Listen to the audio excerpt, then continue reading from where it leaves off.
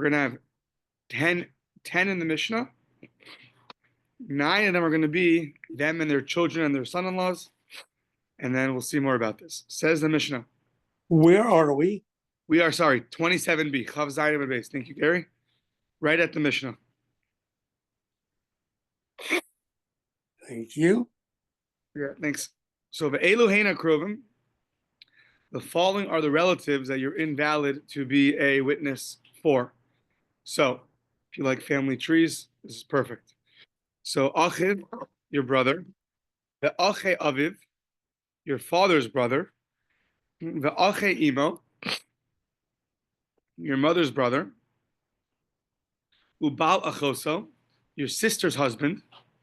Ubal Achos Aviv, and your father's sister's husband. Ubal Achos Imo, and your mother's sister's husband. Ubal Imo, and your mother's husband. Sounds like your stepfather. V'chamav is your father-in-law. V'giso is your brother-in-law.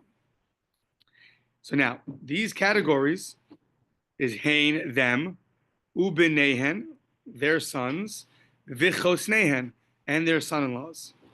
I believe that's 9 cases. V'chorgo is a stepson. V'chorgo levado, a stepson on his own, meaning not a son-in-law, etc. Rabbi Yossi, zu Mishnas Rabbi Akiva. This was the Mishnah taught by Rabbi Akiva. Aval Mishnah Rishona, the earlier Mishnah, meaning not earlier in Sanhedrin, but earlier in time that was taught previously, said the following: Dodo, my uncle, Ben Dodo, my cousin, v'chol harori liyorsho, and anybody fitting to inherit me, v'kol hakarav lo ba'oso shah, and anybody who's close to me at that time. However, haya karov in israchek, if he was close to me at one point, but now, let's say he was close to me through marriage, but now when I come to testify, he's not related to me anymore. Let's say he divorced my sister. So then, harei zeh kosher. So the earlier Mishnah says anybody who's fitting to inherit you is going to be invalid for testimony. However, that opens up for a lot of other cases that are going to be fitting for testimony. Rabbi Yehuda Omer, afilu meisa bito. Let's say, God forbid, someone's daughter dies, v'yesh lo banim mimena, but he has children from her. So harei zeh karov. That's still going to be a karov. Yeah. Ha'ohev v'hasone also cannot testify to each other. What's an ohev and what's a soneh? It's ohev zeh shoshvino. This we had in Bava Batra. It's the best man at the wedding, so to speak, the one that comes and gives all the gifts, and then that reciprocation is expected. And at his wedding, the guy will do the same. That's considered your loved one, your ohev, your best friend. And soneh is kol shlo diber im hoshloshi yamim. The guy, your hater, is the one that you haven't spoken to in 3 days. Sounds like that's the one you hate. So, shloshim be'eva. Sorry, you haven't spoken to him 3 days because of hate, not because of traveling. So Amrle lo nechshedu Yisrael al kach. He responds that the Jewish people aren't suspect to testify on one another because of any hate or love. So therefore they are. Sounds like he allows them to be witnesses. Yeah, but you can't be a judge, Rashi says, but you can be a witness. Okay. So now, much more on the first part of the Mishnah of all these categories, the 9 to 10 categories of people that cannot testify. So, Menani Mili, what's the source? How do you know that they can't testify? The Tana Rabbanan lo yimsu avos albanim. So the Torah says, Dvarim Chav Daled, that fathers shouldn't die on their children, and children shouldn't die on their fathers. So what does that mean? So now, lo yimsu avos al banim matamad lomar. What does it mean in Lamech? Lo yimsu avos be'avon banim. If you look at the verse, literally the verse sounds like the end of the verse says, "Ish becheto yumaso." Each person dies on its own sin. It sounds like what the verse is telling you, that a parent won't get punished for the kids of heirs. So, im lamech lo yimsu avos be'avon banim. A father won't die. on account of the sin of their sons, ubanim ba'avon avos, and sons are not going to die because of their father's averas, because their father's sins. So, but harei kvar namar ish bechetu yumasu. Oh, that's the end of the verse. It says already each person dies for his own averas, for his own sins. So what's the beginning of the verse? Ela lo yimsu avos albanim. What does it mean that the fathers are not going to die on behalf of the children's testimony, on behalf of the children?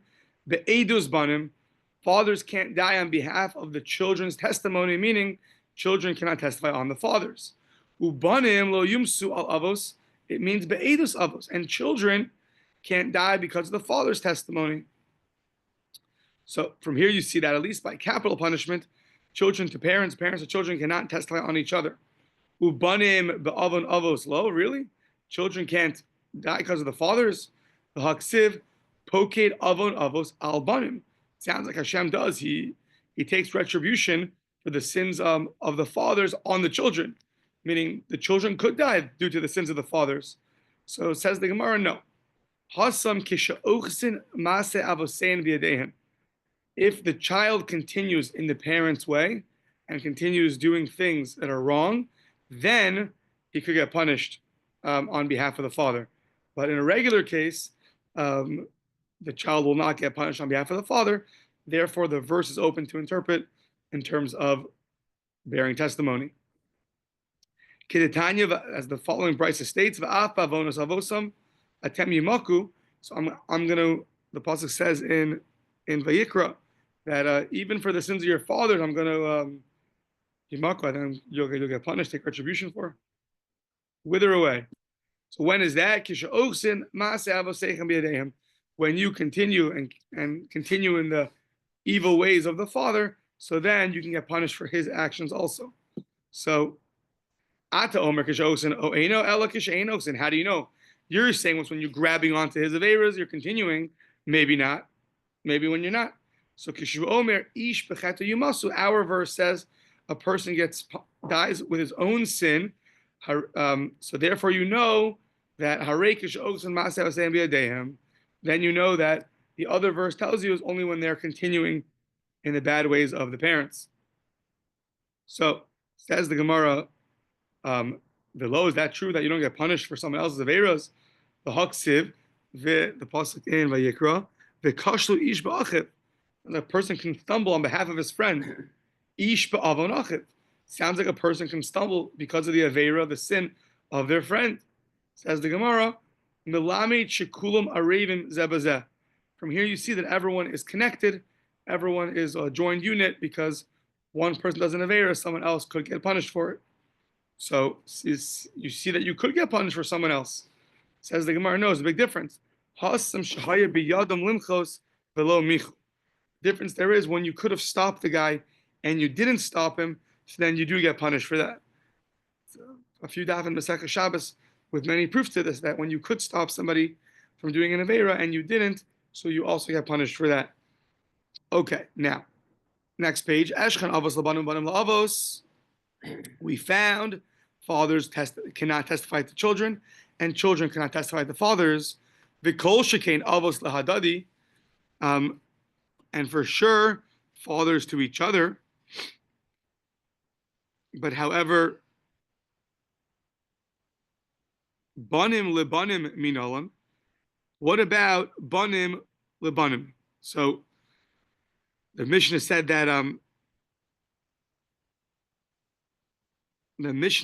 that you to your first cousin, meaning the ben achi aviv. So ben achi aviv is your father's brother's son.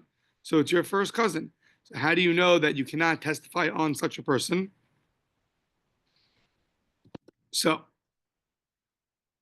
banim lebanim minalan im kain lichtov kra. The pasuk should have said lo yimsu avos al ben. It should say that a father doesn't get killed on behalf of his son. Mai banim, what's plural? Banim, children. The afilu banim lahadadi, even children to each other cannot testify. So the first cousins cannot testify to each other. Eshkechan banim lehadadi. I found that the first cousins can't testify on each other. However, banim la'alma minolan. Children, let's say the two first cousins want to testify on somebody else. How do you know they can't join together in testimony? Be in the same group for somebody else. Not only first cousins, how do you know really anybody who's invalid to testify for each other? Who says that they can't testify for somebody else? So, Amar Bar Chama, Svarahu. It's a simple logic. What's a simple logic? Kedetanya says the Bryce Ein Edim Nasim Zomen, Ache Zumu Shnehen. So we know there's a law called Edim Zomen, where you give testimony and then you're found out to be a false witness. Someone else said you couldn't have testified about that. You're with me across the country. But the halacha is you only get the punishment of Edim Zomen if you both are found to be Edim Zomen. If one of you is found to be Edim Zomen, then the other one won't get a punishment. Okay. So now, let's say you say that two brothers can testify for somebody else. So then what's going to happen? If they're both found to be false witnesses, nimtza eid zomim nerag be'edos achiv. If you wouldn't have falsely testified, then I wouldn't get killed. And then what's going to happen? Because of one brother's testimony, the other brother gets killed. So that's like the earlier verse, that you can't kill, you can't kill your relative on behalf of testimony, right? Fathers to sons, sons to fathers, fathers to each other, and sons to each other. So it can't be that they're allowed to testify on somebody else because then it's going to happen that it's because of the other guy's testimony that you're getting killed. And therefore, that's going to go against the verse that one relative's testimony cannot kill another relative, is not valid for another relative. So now, Amar le Rava, is this really true? According to your reasoning, that when you have two relatives that are Edim Zomen, when they're both found to be false witnesses, we view it that it's like one of the relatives is testifying on the other relative. Because if not for him, he's responsible for the other guy's death. If he wasn't found to be a false witness, his relative would have never died. But is that true? According to your reasoning, so now, we know a chazaka is 3 years. So you have three brothers, each one testifying for 1 year. So Reuben says this guy was there year 1, Shimon, he was there year 2, Levi says he was there year 3. Now, so you have three brothers. And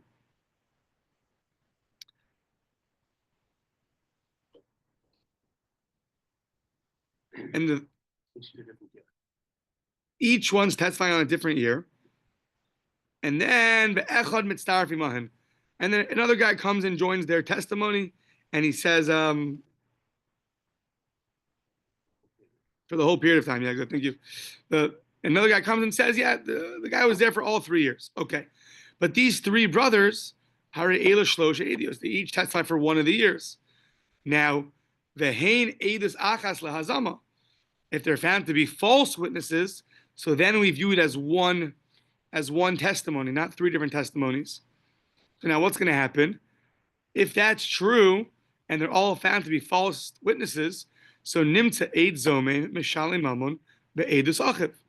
If that's true, which it is, it's a Mishnah, but if you view every time relatives testify, and then they're found to be false witnesses, and you view it that one relative is responsible for the other relative, so then it's going to come out that one relative here obligated another relative to pay money, because if he was never a false witness, his brother would never have to pay money. And yet we see, and that can't be true because relatives can't testify on each other. So what do you have to say? Ela hazama ma'alma k'asi. What you have to say is that you don't view, because you were found to be a false witness, therefore you're responsible for me. Rather, you view it, the reason why the Edim Zomen are found to be false witnesses is because another pair of witnesses came and said, you guys are false witnesses. But it's not because each relative testified falsely. So you don't view them as responsible for each other. That's what it says in the Mishnah. So hachanami, so too in our case, hazama ma'alma ka'asi. So too in our case, you can't bring that as a proof that the brothers cannot testify for somebody else, because if they could, then when they're found to be Edom Zomin, it's like viewing it like one killed the other. You don't view it that way. The reason why Reuben and Shimon, the brothers, who came to testify, who are witnesses, and they're found to be false witnesses, and they get killed, is not because it's like Reuben killed Shimon. It's because the other pair of witnesses came and falsified them. That's why. So therefore, that's not a good logic to prove to you why two brothers, two relatives, can't testify on somebody else. Rather, the following: Elaim ken lichtov kro uben al avos. It should say either uben al avos, inami heim al avos, either a son onto the fathers or them onto the fathers, because we know who we're talking about already. Mayi ubanim. Why does it repeat ubanim? So afilu banim la'alma. It repeats ubanim to teach you that even if the sons are testifying not on each other but on somebody else, a third party, they're still going to be invalid to be witnesses. Okay. So far we have a father to a son to a father. So for sure fathers to each other, because they're as good as the sons are. They're not any better than the sons. And then for sure the son, and then for sure sons to each other, as the verse just stated. So we found all the paternal relatives, but how about the maternal relatives? Amar Kra, avos trezimni. It says the word avos twice. In Eno, so what's the second avos? If it's not referring to paternal relatives, because that we know from the first avos, it must be, it's open to interpret for maternal relatives. So, im Eno inyan lekrobe after inyan lekrobe aim. Okay, so that's paternal and maternal relatives. Now, eshkechan lechova. So far, we've been talking about killing somebody. So you can't go and try to make someone guilty. You can't testify that the guy's guilty to convict somebody. But l'schus minolan, let's say you want to help them out, to say that they're innocent. How do you know that that doesn't work?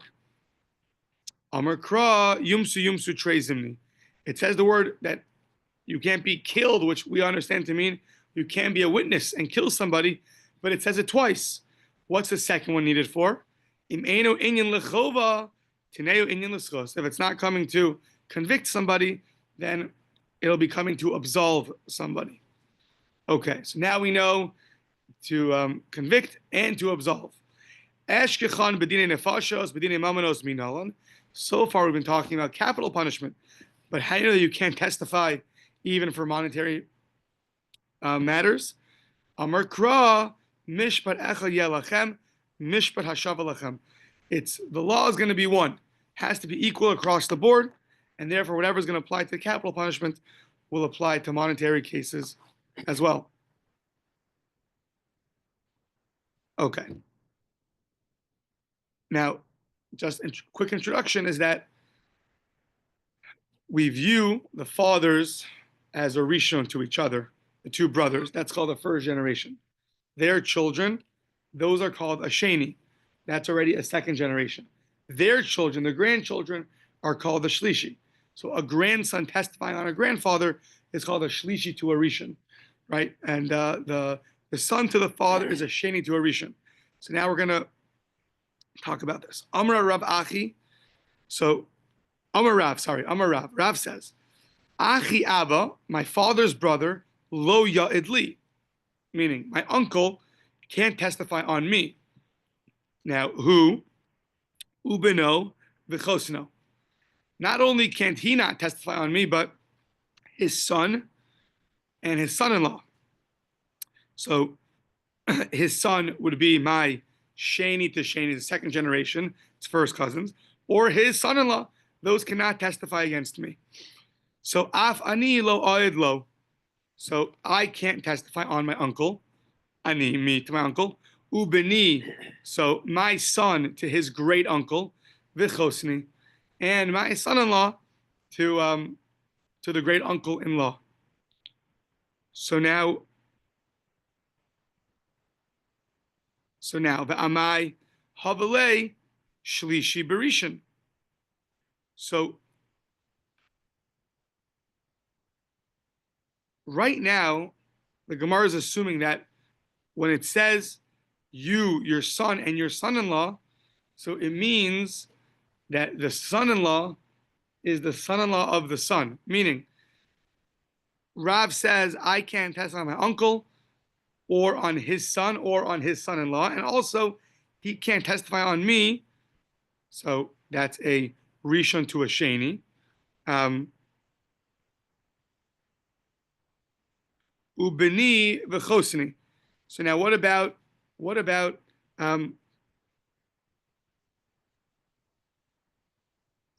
yeah, Rav's son is a shlishi. So meaning the first generation is the uncle and his brother. Those are called the rishon. The nephew is called already the second generation, the sheni, and Rav's son the shlishi. So we're asking, why not? Va'amai habalei shlishi barishon. It's a shlishi to a rishon, and the anon and the Mishnah says that what sheni b'sheni tanan, sheni barishon tanan. The second generation, the first cousins to each other, sheni barishon tanan, or the second generations, the nephews to the uncles. But shlishi barishon lo tanan. It never taught that a shlishi to a rishon can't be a witness. So why can't the third? Why does Rav say that his son can't testify on the great uncle? That's a shlishi barishon. That should be fine. So now, when the Mishnah said,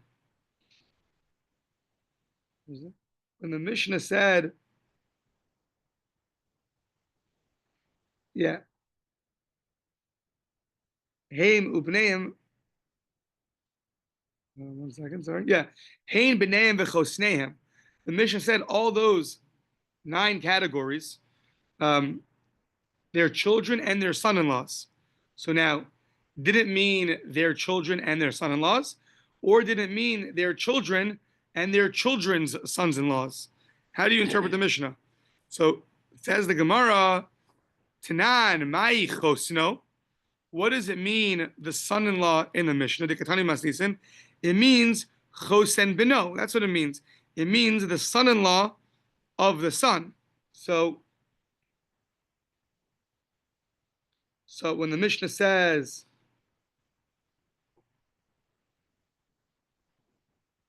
let's say my father's brother, his son and his son-in-law, so is the son-in-law going back on the uncle, or it's going on the first cousin? My uncle, his son, and his son-in-law. What's his son-in-law? So we're saying now, Rav says that the great nephew, cannot testify on the great uncle. So you should read the Mishnah that when it said the sons and the son-in-laws, it's going on the sons. So mai chos it means chosen beno. It means to say the uncle, his sons, the first cousins, and the son's sons-in-law. So the son's sons-in-law, that's going to be a third generation to the first generation. So you do see that our Mishnah invalidates such a thing. So says the Gemara, well, why don't you just speak normally? Just say the uncle, his sons, and his grandsons. Why is it the uncle, the sons, and his sons-in-law? So velisni ben beno, just say grandson. Says the Gemara, you're right, I could have done that, but I was teaching you an added novelty. What's that? Milsa agav orche kamashmalon. I'm teaching you something else. De baal ki ishto. That the husband is like a wife, meaning you have the uncle, then you have the son, and then you have his son-in-law. So that means that's his daughter's husband. His daughter's husband is just like his daughter, and it's just like the same as a grandson. So I taught you the third generation in this way to teach you that even though it's not a blood relative, but it's through marriage, it's Baal Ke'ishto, the husband's like a wife, and therefore that's also invalid. Okay, so that's why Rav can say that a third generation is invalid on a first generation. Now, the Elahad Tani Rabbi Chia said, Shemona Avos, Rabbi Chia said there's 8 primary categories, them, their children, and their sons-in-laws. So that equals 24. 8 categories. Now, really, our Mishnah has 9. We have to get back to that. But Rabbi Chia says there's 8 categories. And they're really 24, each one, their children and their sons-in-law. So the fathers, the uncles, the nephews, all those things, there's 8 of them, and their sons-in-law. Okay. But if you're right that a third generation is also included, so Rabbi Chia should not have said 24, he should have said 32, because it's them, sons, their sons-in-laws, and their children also. And it sounds like Rabbi Chia is accepted. Yeah. Right. So Rashi points out that the Mishnah says it has 9 categories. Rabbi Chia says there are only 8. We're going to ask on it later, but if you're right, so then really it's in odds with Rabbi Chia. He should have added a whole nother generation. So Elul Olam, really, the Mishnah Chosno means Chosno Mamish. Really, it doesn't go in the 3rd generation; it stays with the 2nd generation. V'amai karile, v'amai karile chasan beno. Why did it say? Why did it call the chasan like your son? So why did Rav, when Rav said that the Mishnah says it's the son-in-law of the son, why did Rav do that? To teach you, Kavan Dima Alma Kaasi, he's Kidor Acher Dami. That Rav held that since the son-in-law comes from another world, he comes from the outside, so we view him like another generation. So that's why Rav would read the Mishnah that way. Since he comes from somewhere else, he's viewed like another generation. So that's how Rav would read the Mishnah. But Rav still holds, it sounds like, that a shlishi to a rishon is puzzle.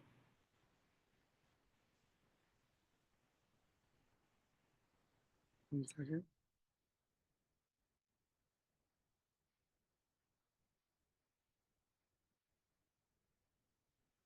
Yeah. Okay. So now, if that's true, that a son-in-law is viewed like another generation, so then, what's going to happen is the Mishnah says that a chasun achi abba pasali. So my uncle's son-in-law is invalid to me. So now the uncle is the 1st generation, right? But now his son-in-law, so we shouldn't view it like a 2nd generation anymore. If a son-in-law is always viewed like another generation, then we should view your first cousin's husband as a 3rd generation. Now, if that's true, then what's going to happen is it's going to come out that a 3rd generation is invalid to testify on a 2nd generation. And the problem is, V'Rav achsher shlishi b'sheni. Rav allowed a 3rd generation to testify on a 2nd generation. Right? So if I'm the if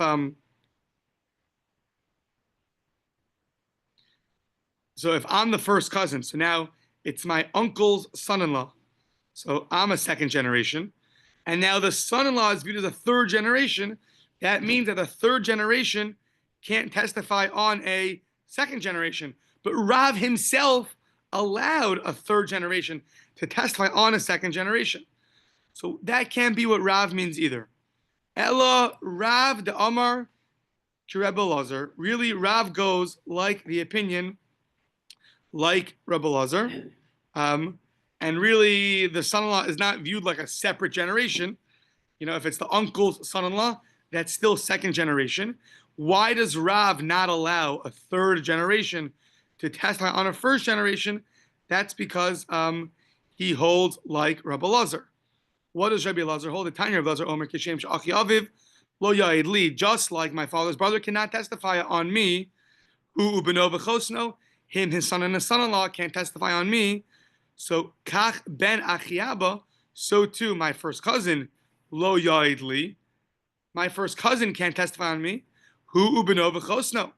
him, his son, and the son-in-law. They can't testify on me. So, according to Rabbi Lazar, a third generation cannot testify on a first generation. The problem is, though, a third generation can't testify on a second generation either for Rabbi Lazar. And Rav allowed a third generation to a second generation. So we say, you're right. Rav agrees to Rabbi Elazar that a third generation cannot testify on a first generation, but he argues that a third generation could testify on a second generation. My time of the Rav, what's Rav's reasoning? The Amar Kra, lo yumsu avos albanim ubanim, lo yumsu avos albanim ubanim. What's the ubanim? The second word, and the children. It's l'rabos dor acher. It's coming to include lo yumsu avos albanim. Fathers can't die on the testimony of their children and their children. That's a third generation. Rabbi Lazar albanim amar Rachmana psule de avos shadi albanim. All the invalidations that a father, meaning everyone that a father cannot testify on, that's thrown onto the son, and therefore the son can't testify about those either.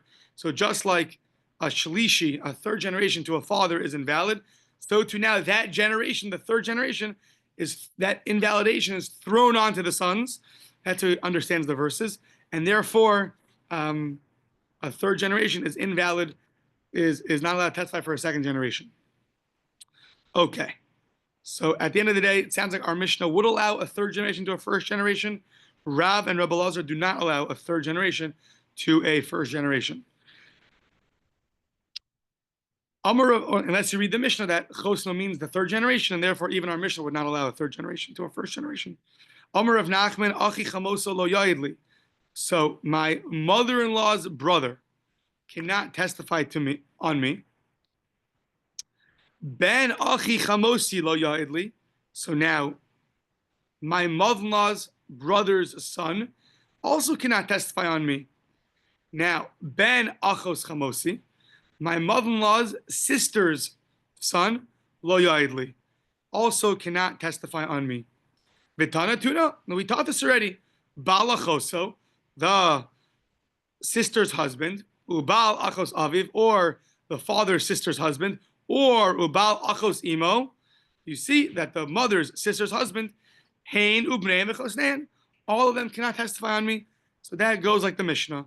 Amar Ravashi Kevina Be'ula, when I was at the house of Ula, Ibailan, they asked, what's with Achi Chamav Mahu? What about the brother of my father-in-law? Or Ben Achi Chamiv, my father-in-law's brother's son, Mahu. So, or Ben Achos Chamav Mahu, or the son of my father-in-law's sister, Mahu. Amar Lan, they told us, it's a Mishnah. Tinisua, look at the Mishnah. Achiv, my brother, the Achi Aviv, or my father's brother, the Achi Imo, or my mother's brother, Hain Ubnei V'chosnein. All of them cannot testify. Okay. Rav Ikla Lemizvan. Gvili, Rav went to buy some parchment, and obviously when you're buying parchment, they're going to ask you questions. If you're Rav, so what they ask? Bo minei mahu shiyayid adam be'eshes chorgo, a stepson's wife. Can you testify on your stepson's wife? So besura amri balka ishto, pambadisa amri isha kebaila. In both of these places, they say the same things in different ways, that a husband's like a wife and a wife's like a husband. So if you cannot testify on your stepson, so then his wife is the same as him, same status, and that would be invalid. How do I know that a woman is like the husband? You can't uncover the nakedness of your father's brother. El ishto loy sikrov, and to his wife you can't come close. Dodaschahi, she's your aunt. So now it's your uncle's wife is your aunt. Aunt here we assume would mean like a blood aunt. Yet we're calling the one through marriage your aunt. So the halo ashes dodo, he's not your aunt. She is your uncle's wife. Oh, the fact that it calls her your aunt, the same language you would use if it was referring to your blood aunt, michlal de isha kabaila. There you know that the wife is the same status as the husband when it comes to how we view their relationship to you. Just like the husband's related to you, his wife's also related to you. Okay. Ubal imo hu b'no v'chosno. My stepfather, the husband of my mother. So the stepfather, him, his son, and his son-in-law. Okay, so if you have a family tree here, it's good. So now, what does it mean, my stepfather's son? So, beno hainu achiv. My stepfather's son, that would be like my brother.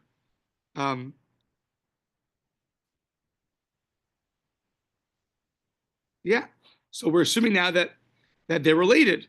That's so. What does it mean? My stepfather's son. So that would be my brother.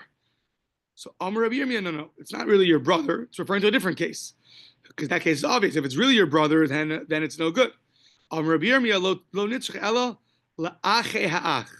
We're talking about an achei ha'ach. So you are born. Rachel is the mother. Now, that the stepfather has a son from a different wife, and now his brother. So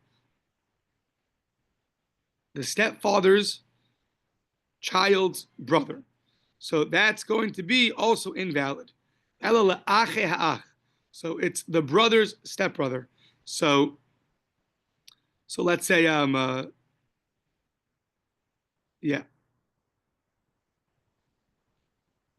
he's puzzled to you because it's a brother's brother. Okay, Rav Chisda, achshir ba'achei ach. Rav Chisda allowed this brother's brother. Amrulei lo shmi alach hadu Rabbi Yirmiyah. You not heard what Rabbi Yirmiyah said? Amrulu lo shmi ali. Yeah, I didn't hear. Meaning kilomar lo sfirli. I don't hold of it. I hold that's already too far removed, and the brother's brother would be valid. So, ihachi. If this is true, that's considered invalid, hainu achiv.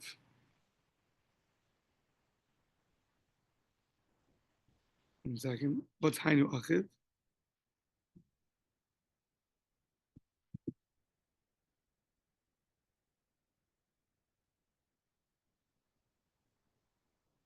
The son sends one's brother. So, if the mother's son is the same as one's brother, so ihachi hainu achiv, that would be the same as one's brother.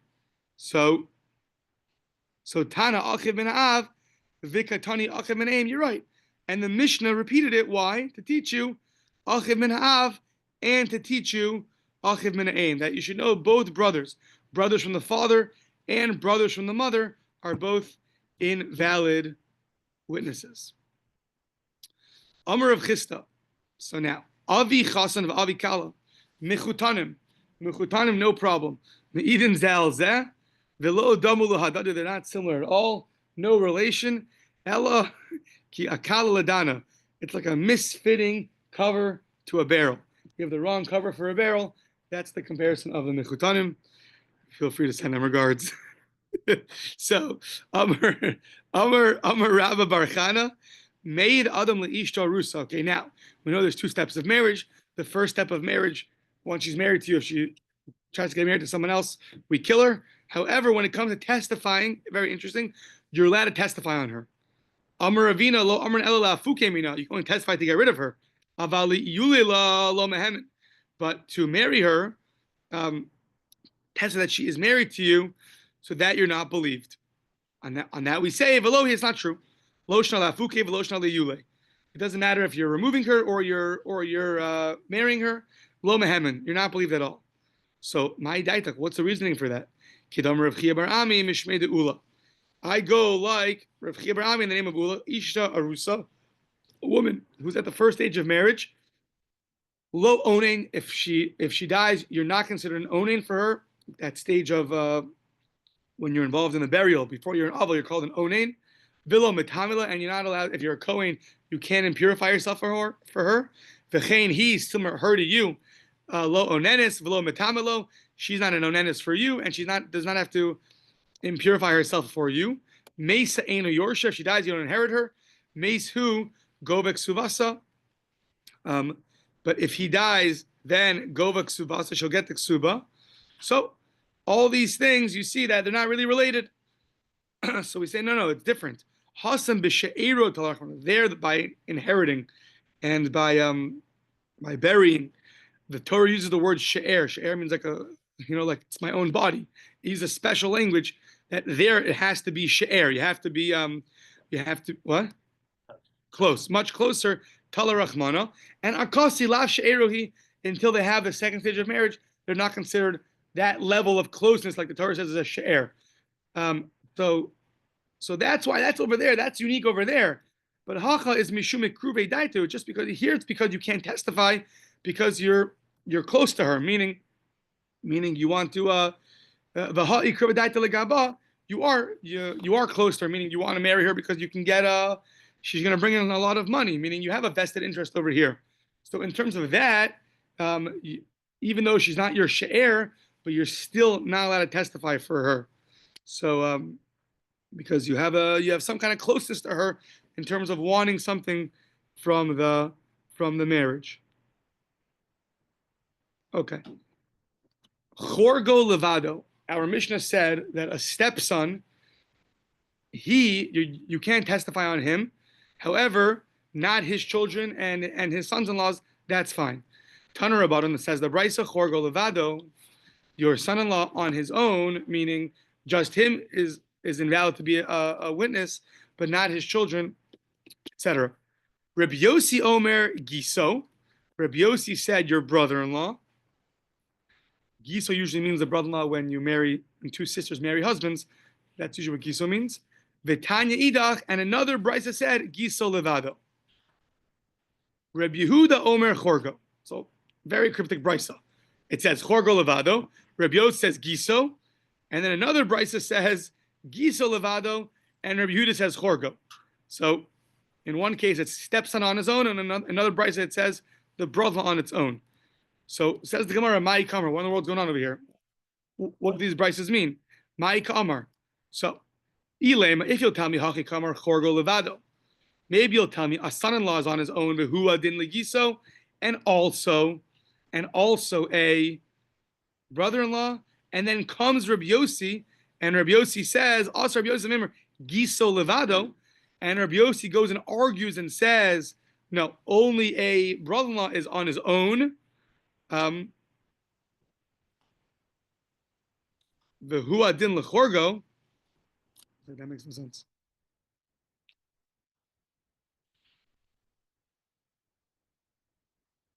I must take that out. It doesn't make any sense. Yeah, they changed the gears, so it doesn't make sense. So if you'll tell me Chorgo levado only a son-in-law, Vehua din legiso, and so to a brother-in-law is the same as a son, as a stepson, and comes Rabbi Yossi and tells you that just a brother-in-law, but a stepson, it would include his children and his sons-in-laws. How could that be? Elamas nis in the katani giso. Our Mishnah said giso hu ubeno v'chosno. Who's our Mishnah going to be like? Lo Rabbi Yehuda v'lo Rabbi Yossi. That Mishnah that says that a brother-in-law, right? So one brother-in-law is two sisters, each one marries a husband. So the Mishnah says though that the other brother-in-law's children and sons-in-laws are invalid. So who's the Mishnah going to be like? It's going to be Lo Rabbi Yehuda v'lo Rabbi Yossi. Like neither of these opinions. So the Ella Hachikamar, really read it like this. Hachikamar, Chorgo levado. The stepson is on his own. Aval Giso, a brother-in-law, hu ubeno v'chosno. His son and son-in-laws could testify. The Asa Rabbi Yossi, and comes Rabbi Yossi, and what does he say? Lemeimar, Giso levado. No, only a stepson is on his own. A brother-in-law is on his own. Aval Chorgo, it's hu ubeno v'chosno. But and Rabbi Yossi is going to argue on the Mishnah, and he'll say that but at least the Mishnah is like Rabbi Yehuda, like some opinion, not like no opinion. And Rabbi Yossi is going to argue and say that no, a brother-in-law is on his own, but a stepson, his sons and sons-in-laws are going to be invalid to you. What's with Reb Chia now? The Ela Hadatani Reb Chia Shmona Avos. He has 8 main categories of people that are invalid. Shehain Esrim Arba, which ends up being 24. Their sons, 16. Sons-in-laws, 24. So who's he like now? He's Kiman, Lo Kreb Yosef, Lo Kreb Yehuda, because either you're going to have, if you're going to add any more to the 8, either a stepson or a brother-in-law, you're going to get either 9 or 10, and not 8 categories. So then Reb Chia is like nobody. Ela Hachikamar, Chorgo Levado, really has stepsons on his own. Aval Giso, Hu Ubenova Chosno. Really a Giso, a brother-in-law, is him, his sons, and his sons-in-laws, But also Rabbi Yossi Lemeimer, comes Rabbi Yossi and says, Giso Levado, the brother-in-law's on his own. Vikol Shekain Chorgo. And for sure, the stepson. Umasnisin Rabbi Yehuda. The Mishnah is going to be Rabbi Yehuda. And the Bryce is going to be Rabbi Yossi. And Rav Chia is going to go like